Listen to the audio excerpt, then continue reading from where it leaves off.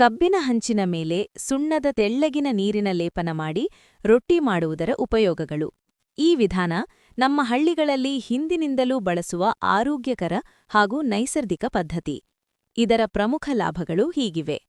ವಿಷಮುಕ್ತ ಅಡುಗೆ. ಕಬ್ಬಿನ ಹಂಚು ಮತ್ತು ಸುಣ್ಣ ಎರಡೂ ನೈಸರ್ಗಿಕ ವಸ್ತುಗಳು. ರಾಸಾಯನಿಕ ತವೆಯಂತೆ ವಿಷಕಾರಿ ಅಂಶಗಳು ರೊಟ್ಟಿಗೆ ಸೇರುವುದಿಲ್ಲ. ಬ್ಯಾಕ್ಟೀರಿಯಾ ನಾಶಕ ಗುಣ.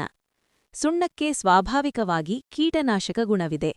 ಹಂಚಿನ ಮೇಲೆ ಲೇಪನ ಮಾಡಿದಾಗ ಸ್ವಚ್ಛತೆ ಹೆಚ್ಚಾಗುತ್ತದೆ. ಸಮಾನವಾಗಿ ಬೇಯುವುದು. ಕಬ್ಬಿನ ಹಂಚು ಉಷ್ಣವನ್ನು ನಿಧಾನವಾಗಿ ಮತ್ತು ಸಮವಾಗಿ ಹರಡುತ್ತದೆ. ಇದರಿಂದ ರೊಟ್ಟಿ ಚೆನ್ನಾಗಿ ಒಳಗೂ ಹೊರಗೂ ಸಮವಾಗಿ ಬೇಯುತ್ತದೆ. ರೊಟ್ಟಿಗೆ ವಿಶಿಷ್ಟ ರುಚಿ ಮತ್ತು ಸುವಾಸನೆ. ಮಣ್ಣಿನ ಹಾಗೂ ಕಬ್ಬಿನ ಸೌಮ್ಯ ವಾಸನೆ ರೊಟ್ಟಿಗೆ ಸೇರಿ ವಿಶೇಷವಾದ ದೇಶೀ ರುಚಿ ಬರುತ್ತದೆ. ಜೀರ್ಣಕ್ರಿಯೆಗೆ ಒಳ್ಳೆಯದು. ಇಂತಹ ನೈಸರ್ಗಿಕ ವಿಧಾನದಲ್ಲಿ ಮಾಡಿದ ರೊಟ್ಟಿ ಹಗುರವಾಗಿದ್ದು ಹೊಟ್ಟೆಗೆ ಸುಲಭವಾಗಿ ಜೀರ್ಣವಾಗುತ್ತದೆ.